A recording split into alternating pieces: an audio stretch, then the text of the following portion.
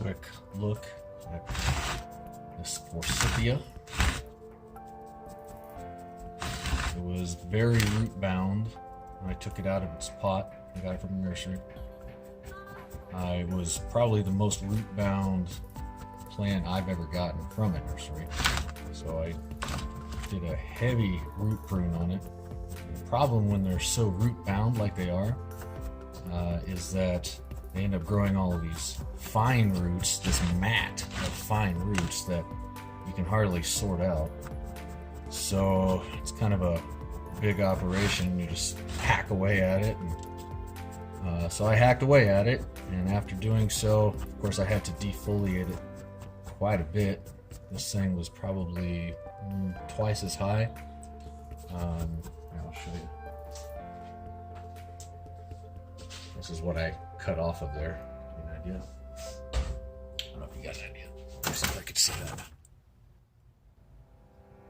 Yeah, so you can see that. But anyways, just a little look at this Forsythia.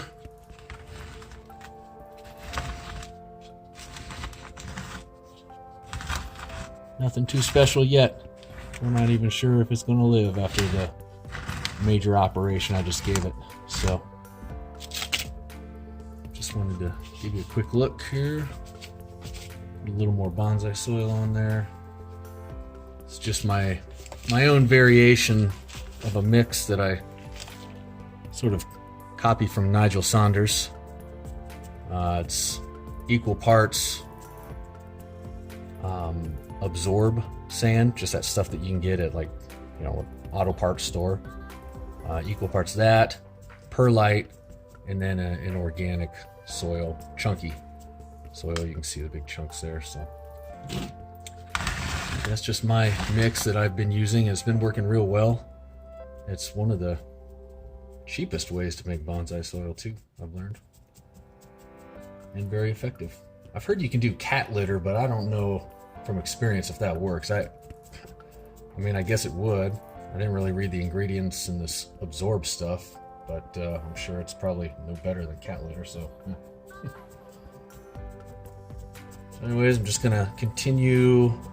What I'm doing now is I'm just working all the soil into all the little cracks and crevices inside the root structure in the pot. That way there are no large air pockets where the roots would dry out and die and eventually kill the plant.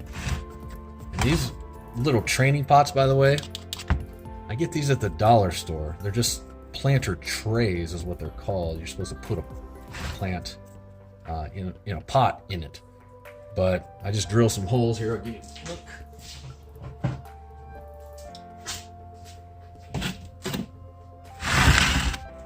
So this is all it is. I pop the little wheels off the bottom, drill holes all through here, and boom, perfect training pot.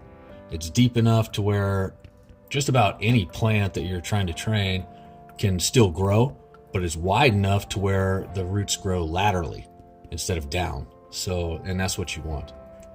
So you kind of get the best of both worlds. You get to work on the root structure and allow room for growth. So I'd highly recommend getting some of these from the dollar store. Every time I go, I grab, 5 or so. So anyways, that's enough of that.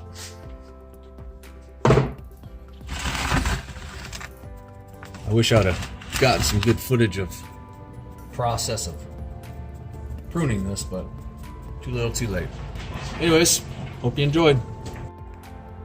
All right, I'm back here, so pretty much got as much done as I'm gonna do to it. So now it's just time to water it.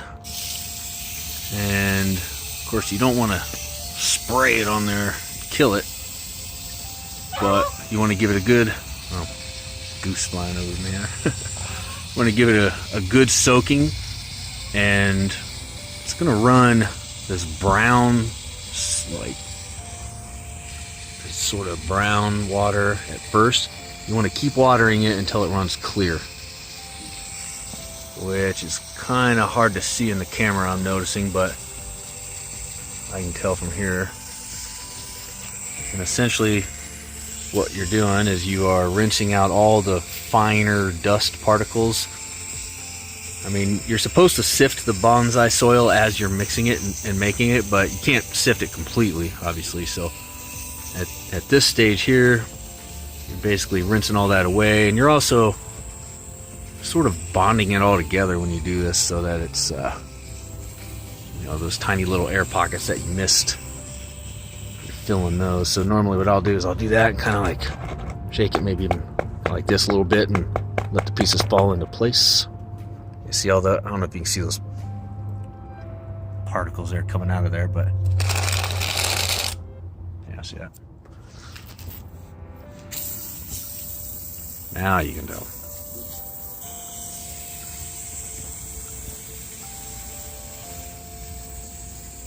So I'm just going to continue rinsing it here for a minute. Let it all run clear. I'm really nervous about this, to be honest with you, because, I mean, I wish I'd have gotten some good shots of the root mass. It was in bad shape. I probably pruned about, I don't know, maybe 75% of the roots off of there. I mean, it was just in really bad shape. So, you know, we'll see. There we go. It's running clear now, so we're going to leave it at that. So there it is, March 30th, 2018, my Forsythia bonsai. Thanks.